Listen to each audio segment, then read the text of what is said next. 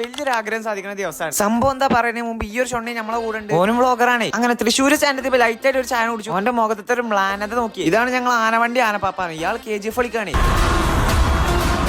നിങ്ങൾ കാണുന്ന സൂര്യന്റെ കിസ്സിങ് കൂടിയപ്പോ സൺഗ്ലാസ് ഇട്ട് പുളിയാവുന്ന രണ്ട് ഷൊണ്ണാളാണ്. അങ്ങനെ കൊച്ചി എത്തി. ജഫ്ലുവിന്റെ കൂടെ നടക്കണെന്ന് പറഞ്ഞിട്ടൊന്ന് പുളിയാവാൻ പറഞ്ഞതാണ് ഓനോട്.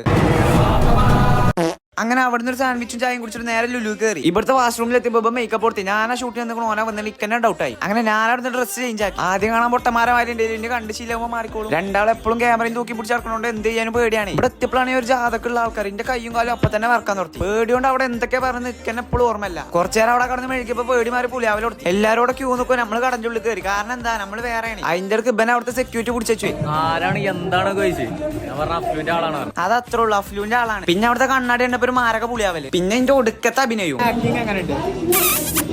അത്രേ ഉള്ളൂ. ഞാൻ ടൈഗർ ലെവൽ ആക്ടിങ്ങിന്റെ ഇടയിൽ എന്റെ ബാഗ് ഈ ഷൊണ്ണന്റെ അടുത്ത് കൊടുത്തിരുന്നു. അതാണ് ഇപ്പം കൊണ്ടുപോയി കളി.